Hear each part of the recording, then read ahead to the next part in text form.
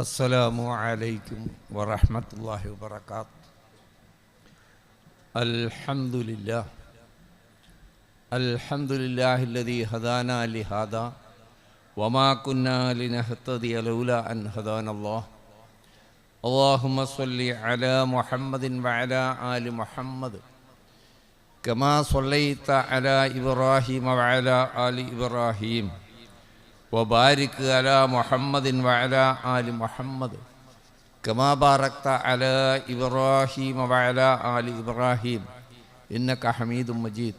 أما بعد فإن خير الكلام كلام الله وخير الهدي هدي محمد صلى الله عليه وسلم وشر الأمور محدثاتها وكل محدثة بدعة وكل بدعة ضلالة. أعوذ بالله من الشيطان الرجيم. يا أيها الذين آمنوا اتقوا الله حق تقاته ولا تموتن إلا وأنتم مسلمون. أعوذ بالله من الشيطان الرجيم. قل أطيعوا الله والرسول فإن تولوا فإن الله لا يحب الكافرين.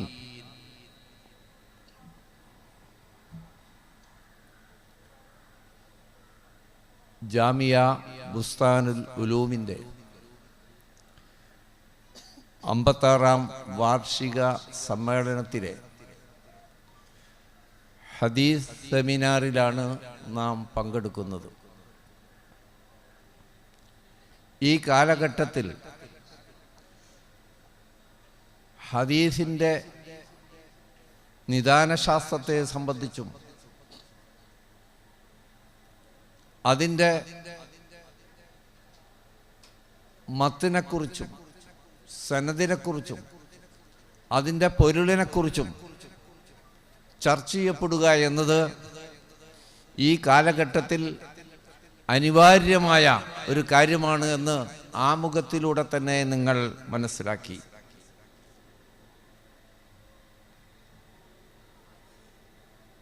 പരിശുദ്ധ ഖുർആൻ റസൂലുള്ളാഹി സ്വല്ലല്ലാഹു അലൈഹി വസല്ലം ഓതി കേൾപ്പിക്കുകയും അതിൻ്റെ പൊരുള്, അതിൻ്റെ അന്തസാരം, അതെങ്ങനെ പ്രയോഗിക്കണമെന്ന് വാക്കിലൂടെയും പ്രവൃത്തിയിലൂടെയും റസൂലുള്ളാഹി സ്വല്ലല്ലാഹു അലൈഹി വസല്ലം സഹാബത്തിനെ പഠിപ്പിച്ചു.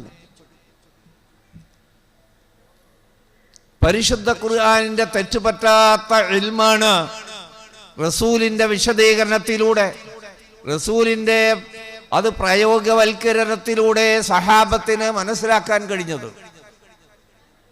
ഉത്തമ നൂറ്റാണ്ടുകൾ പിന്നിട്ടപ്പോൾ ഇസ്ലാമിക ഉമ്മത്തിൽ നിന്ന്, മുസ്ലിം ഉമ്മത്തിൽ നിന്ന് വ്യതിയാനങ്ങൾ സംഭവിച്ച കക്ഷികൾ വന്നു. ആ കക്ഷികൾ കൃത്രിമമായ ഹദീസുകൾ പ്രവാചകന്റെ പേരിൽ പ്രചരിപ്പിച്ചു. അതോടൊപ്പം തന്നെ വന്ന വ്യതിയാനമായിരുന്നു മുസ്ലിങ്ങൾക്ക് ഇസ്ലാമിനെ ഉൾക്കൊള്ളാൻ, ജീവിക്കാൻ പരിശുദ്ധ ഖുർആൻ മാത്രം മതി, ഹദീസിന്റെ ആവശ്യമേ ഇല്ല എന്ന ചിന്താഗതി ആ കാലഘട്ടത്തിൽ മുസ്ലിം ഉമ്മത്തിൽ ഉണ്ടായിത്തീർന്നു. ഹദീസ് തന്നെ ആവശ്യമില്ല, ഖുർആൻ മതി, ഖുർആനെ ഞങ്ങൾ അംഗീകരിക്കാം, ഹദീസ് ഞങ്ങൾക്ക് ആവശ്യമില്ല. അതിൻ്റെ മണ്ടത്തരം, അവർ പറയുന്നതിൻ്റെ മണ്ടത്തരം എളുപ്പം നമുക്ക് മനസ്സിലാവും. ഞാൻ താത്വികമായ വിശകലനത്തിലേക്ക് പോകുന്നില്ല, നമ്മുടെ സദസ്സിന് മനസ്സിലാകുന്ന വിധം ഞാനത് വിശദീകരിക്കാം. സൂറത്ത് ആൽ ഇംറാനിലെ 32-ാമത്തെ ഒരു വചനം, ഖുൽ അത്തിയുല്ലാഹ വർ റസൂൽ, നിങ്ങൾ അല്ലാഹുവിനെയും റസൂലിനെയും അനുസരിക്കണം. ഫൈൻ തവല്ലൗ, അല്ല നിങ്ങൾ അതിന് തയ്യാറാവുന്നില്ല എങ്കിൽ ഫൈനല്ലാഹ ലാ യുഹിബ്ബുൽ കാഫിരീൻ, നിശ്ചയമായും അല്ലാഹു കാഫിറുകളെ ഇഷ്ടപ്പെടുകയില്ല. അല്ലാഹുവിനെ അനുസരിക്കണം, റസൂലിനെ അനുസരിക്കണം. അതിൽ നിന്ന് പിന്മാറിയാൽ അവർ അവിശ്വാസികളാണ്, കാഫിറുകളാണെന്ന് നേർക്ക് നേരെ റബ്ബുൽ ആലമീനായ തമ്പുരാൻ പറയുകയാണ്. ഈ ഖുർആനിനെ ഇവർക്ക് എങ്ങനെ, റസൂലിനെ അംഗീകരിക്കാതെ ഖുർആനിനെ എങ്ങനെ അംഗീകരിക്കാൻ പറ്റും? പ്രിയപ്പെട്ടവരെ, നമുക്ക് വഹി ലഭിച്ചിട്ടില്ല, നമുക്ക് മുസാഹിഫുകൾ ഇട്ടു തന്നിട്ടുമില്ല. റസൂലുള്ളാഹി സ്വല്ലല്ലാഹു അലൈഹി വസല്ലമക്കാണ് പരിശുദ്ധ ഖുർആൻ വഹിയായി ലഭിച്ചത്. ആ റസൂലുള്ളാഹ് ഓതി കേൾപ്പിച്ചുകൊണ്ട് ഇത് അള്ളാഹുവിന്റെ കലാമാണ്, ഇന്ന സൂറത്തിലേതാണ്, ഇത്രാമത്തെ ആയത്താണ് എന്ന് പറഞ്ഞത് അംഗീകരിച്ചാലല്ലേ ഖുർആനിനെ പോലും നമുക്ക് ഉൾക്കൊള്ളാൻ കഴിയുക. റസൂലിനെ നിഷേധിച്ചുകൊണ്ട് എങ്ങനെ ഖുർആൻ ഉൾക്കൊള്ളാൻ പറ്റും? അത് ഓതിത്തന്ന അള്ളാഹുവിന്റെ റസൂലല്ലേ. പ്രാഥമികമായി തന്നെ മൗഢ്യമാണത് എന്ന് നമുക്ക് മനസ്സിലാവും. അള്ളാഹുവിന്റെ റസൂലിനെ അംഗീകരിക്കാതെ ഖുർആനിനെ പോലും അംഗീകരിക്കാൻ കഴിയില്ല. എന്നിട്ട് അവര് പറയാ ഞങ്ങൾ ഖുർആൻ എടുക്കാം, ഹദീസ് എടുക്കൂലാം. ആര് പറഞ്ഞത് ഖുർആനാണെന്ന്? ആരാ പറഞ്ഞത് ഖുർആനാണെന്ന്? നമുക്ക് വഹി ലഭിച്ചിട്ടില്ല. അള്ളാഹുവിന്റെ റസൂലിനാണ് വഹി ലഭിച്ചത്. റസൂലുള്ളാഹ് അള്ളാഹുവിന്റെ കലാമായി ഓതി കേൾപ്പിച്ച വചനങ്ങളാണ് ഖുർആനായി നാം അംഗീകരിക്കുന്നത്. അപ്പൊ റസൂലിനെ തള്ളിക്കൊണ്ട്, റസൂലിനെ മാറ്റി നിർത്തിക്കൊണ്ട് ഖുർആനിനെ പോലും അംഗീകരിക്കാൻ കഴിയില്ല എന്ന വസ്തുത, ആ വാദത്തിന് നിലനിൽപ്പില്ല എന്ന് നമുക്ക് മനസ്സിലാവും. ചില കക്ഷികൾ ആ രീതിയിലല്ല ഹദീസിനെ നിഷേധിച്ചത്. ഹദീസ് അക്ഷരവായന നടത്തരുത്, പുതിയ പദപ്രയോഗങ്ങളാണ് കുറച്ചു കാലമായിട്ട്. അക്ഷരവായന, ഖുർആന്റെ അക്ഷരവായന, ഹദീസിന്റെ അക്ഷരവായന. പിന്നെ എന്തു വേണം? ഹദീസ് സ്വീകരിക്കണമെങ്കിൽ എന്തു വേണം? നമ്മുടെ ബുദ്ധിക്കും നമ്മുടെ യുക്തിക്കും ചേർന്നത് മാത്രമേ നമ്മൾ അംഗീകരിക്കൂ. അപ്പൊരു പ്രശ്നമുണ്ട്. അപ്പൊരു പ്രശ്നം, അയാളുടെ വാദം എന്താ? സത്യത്തിൽ എൻ്റെ ബുദ്ധിക്കും എൻ്റെ യുക്തിക്കും യോജിച്ചാലേ ഞാൻ ഹദീസ് സ്വീകരിക്കൂ എന്നൊരാൾ വാദിച്ചാൽ, റസൂലുള്ളാഹി സ്വല്ലല്ലാഹു അലൈഹി വസല്ലം അള്ളാഹുവിന്റെ വഹി അനുസരിച്ചാണ് ഖുർആനിലെ വചനങ്ങളെ വിശദീകരിച്ചത്. അത് ഈ ഉമ്മത്തിന് വലിയ അനുഗ്രഹമാണ്. അള്ളാഹു പറഞ്ഞല്ലോ, ലഖദ് മന്നല്ലാഹു അലൽ മുഅ്മിനീൻ ഇദ് ബഅസ ഫീഹിം റസൂലൻ മിൻ അൻഫുസിഹിം യത്ലൂ അലൈഹിം ആയാതിഹി വയുസക്കീഹിം വയുഅല്ലിമുഹുൽ കിതാബ വൽ ഹിക്മ വഇൻ കാനൂ മിൻ ഖബ്ല ഫീ ളലാലിൻ മുബീൻ.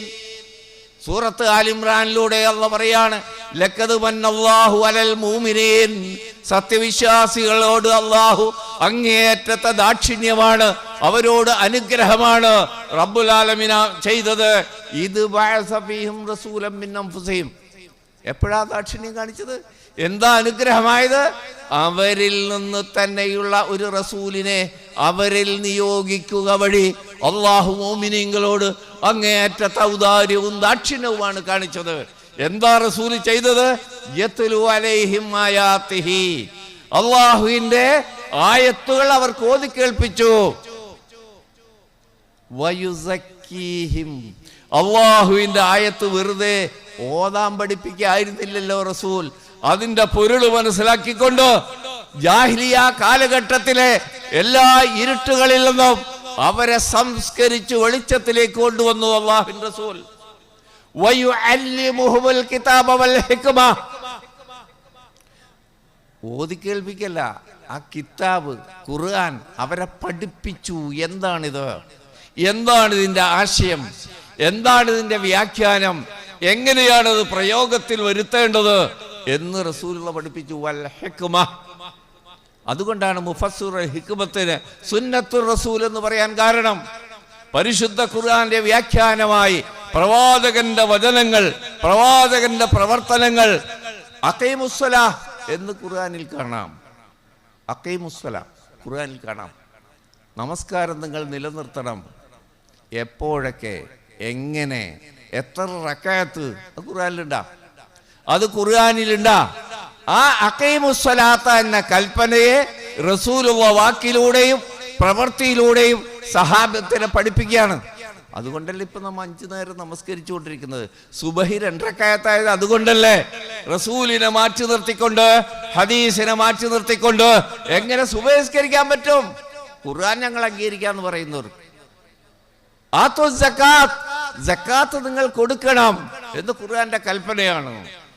അത് എങ്ങനെ, ഏതിന്, എത്ര ശതമാനം, എന്നതെല്ലാം പഠിപ്പിച്ചത് അള്ളാഹുവിൻ്റെ റസൂലാണ്. ഖുർആനെ വിശദീകരിക്കുകയായിരുന്നു പ്രവൃത്തിയിലൂടെ, വാക്കിലൂടെ. അപ്പോൾ അള്ളാഹു മുഅ്മിനീങ്ങൾക്ക് അപാരമായ ഔദാര്യം, അപാരമായ ദാക്ഷിണ്യം ഇതിലൂടെ പ്രവാചകനെ നിയോഗിച്ചതിലൂടെ, പ്രവാചകൻ ഖുർആൻ എന്താണെന്ന്, അതിൻ്റെ പൊരുൾ എന്താണെന്ന് വിശദീകരിച്ചതിലൂടെ മനുഷ്യ സമൂഹത്തിന് ഖിയാമത്ത് നാൾ വരെയുള്ള മനുഷ്യർക്ക് അത് അനുഗ്രഹമായി തീർന്നു. അതിനെ തന്നെയാണ് നിഷേധിക്കുന്നത്. നമ്മൾ വിചാരിക്കും യുക്തിക്കും ബുദ്ധിക്കും യോജിച്ചത് ഞാൻ എടുക്കാം എന്ന വാക്കുപയോഗിച്ചാൽ അതിലൂടെ എങ്ങനെയാണ് ഇസ്ലാമിൽ നിന്ന് തന്നെ മനുഷ്യൻ തെറ്റിപ്പോകുന്നത് എന്ന് നമുക്ക് മനസ്സിലാക്കാൻ കഴിയും. ഈ അടുത്ത കാലത്ത് ഒരു ഇസ്ലാമിക പ്രസിദ്ധീകരണത്തിൽ, ഈ അടുത്ത കാലത്ത് ഒരു മാസം മുമ്പ് ഒരു വാരിക, അതിലൊരു ലേഖനം, ഹദീസുകളുടെ അക്ഷരവായന എന്നാണ് ഹെഡിങ്. ഹദീസ് നിഷേധം ഏത് രൂപത്തിൽ വരുന്നു എന്ന് ചില്ലറ ആളല്ല, ഒരു ഇസ്ലാമിക പ്രസ്ഥാനത്തിന്റെ സംസ്ഥാന പ്രസിഡന്റ്, അയാളുടെ ലേഖന, ചെറിയ മൗലവിരല്ല, പ്രായമുള്ള പക്വതയുള്ള, ഇവിടെ നമ്മൾ ഇത് സ്ക്രീനിൽ കണ്ടില്ല നേരത്തെ, നിഷ്പക്ഷ സംഘം, ഐക്യസംഘം, അതൊക്കെ രൂപീകരിക്കുന്നതിൽ നേതൃത്വം വഹിച്ച ആളുടെ പേരക്കുട്ടിയായ ഒരു ഇസ്ലാമിക പ്രസ്ഥാനത്തിന്റെ സംസ്ഥാന പ്രസിഡന്റാണ് ലേഖനം എഴുതുന്നത്. ഞാനത് സംഘടിപ്പിച്ചു. ഞാൻ വായിച്ചതിന് ശേഷം ഈ പറയുന്നു, എങ്ങനെയാണ് വ്യതിയാനം സംഭവിക്കുക. അക്ഷരവായന നടത്താൻ പാടുള്ള പൊരുളനുസരിച്ച് യുക്തിക്ക് ബോധ്യപ്പെട്ടത്. അദ്ദേഹം അത് വിശദീകരിച്ച് തുടങ്ങുന്നത് ഇങ്ങനെയാണ് അദ്ദേഹത്തിൻ്റെ ലേഖനം. ഞാനൊരു വിരുന്നിൽ, കല്യാണ സദസ്സിൽ പങ്കെടുത്തു. ഭക്ഷണം കഴിച്ചുകൊണ്ടിരിക്കെ എനിക്ക് വെള്ളം കുടിക്കണമെന്ന് തോന്നി. അപ്പോൾ ഞാൻ ഇടത് കൈ കൊണ്ട് വെള്ളം കുടിച്ചു. അപ്പോൾ അടുത്തിരിക്കുന്ന ഒരു സഹോദരനോട് പറഞ്ഞു, ചെയ്യാൻ പാടില്ല, ഇടത്ത് കൈ കൊണ്ട് വെള്ളം കുടിക്കാൻ പാടില്ല, വലത്ത് കൈ കൊണ്ട് കുടിക്കണം. ഇത്തിരി ഗൗരവത്തിലാണ് ആ മനുഷ്യനോട് പറഞ്ഞത്. ഞാൻ ആ മനുഷ്യനെ പറഞ്ഞു മനസ്സിലാക്കാൻ ശ്രമിച്ചു. എന്താ, ഞാൻ ഈ വലത് കൈ കൊണ്ട് ഭക്ഷണം കഴിച്ച് കൈ വൃത്തികേടായിരിക്കുകയാണ്. വൃത്തിയുള്ള ഇടത് കൈ കൊണ്ട് വെള്ളം കുടിച്ചതാ. വൃത്തിക്ക് ഇസ്ലാം വലിയ പ്രാമുഖ്യം നൽകുന്നുണ്ട്. എങ്ങനെ വൃത്തിക്ക് ഇസ്ലാം വലിയ പ്രാമുഖ്യം നൽകുന്നുണ്ട്. വലത് കൈ കൊണ്ട് ഭക്ഷണം കഴിച്ചതിനാൽ അതിൽ ഭക്ഷണത്തിൻ്റെയും കറിയുടെയും ഒക്കെ അവശിഷ്ടങ്ങളായി വൃത്തികേടായിരിക്കുകയാണ് കൈ. അപ്പൊ പിന്നെ വൃത്തിയുള്ള കൈ കൊണ്ട് കുടിക്കുക എന്നുള്ളതല്ലേ ബുദ്ധി? കണ്ട, യുക്തി കണ്ട.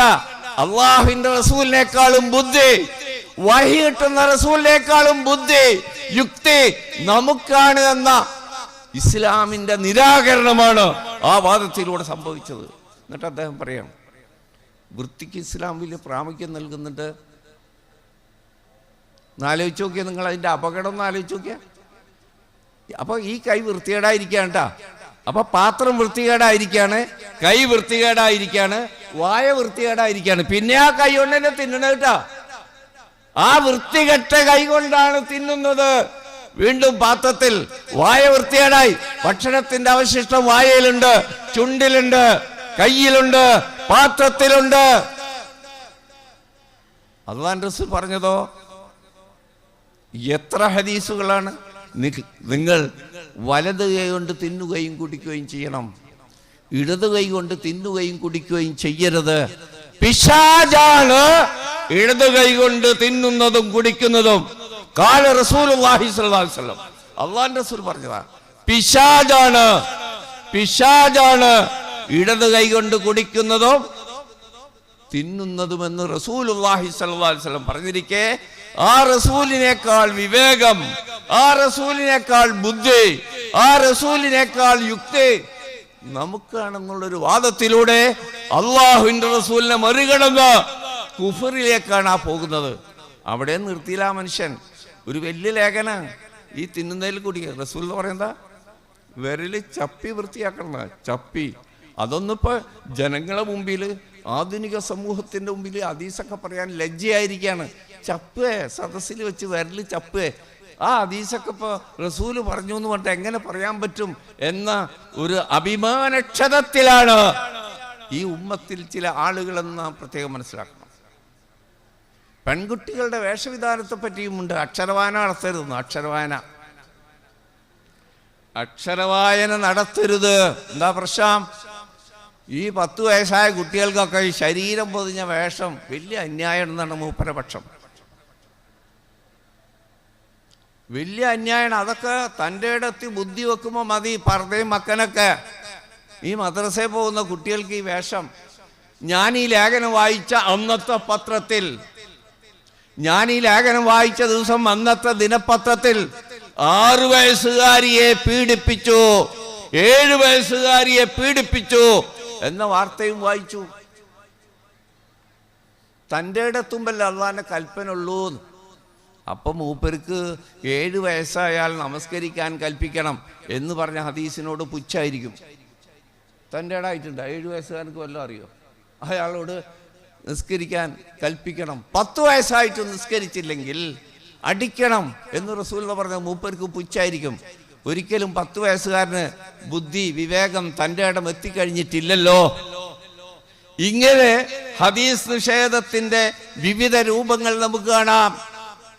അള്ളാഹുവിന്റെ റസൂലിന്റെ വിവരണത്തിൽ, അള്ളാഹുവിന്റെ റസൂലിന്റെ വിശദീകരണത്തിൽ തൃപ്തി അടയാൻ കഴിഞ്ഞില്ലെങ്കിൽ അവൻ മുസ്ലിം അല്ല, മോമിനല്ല.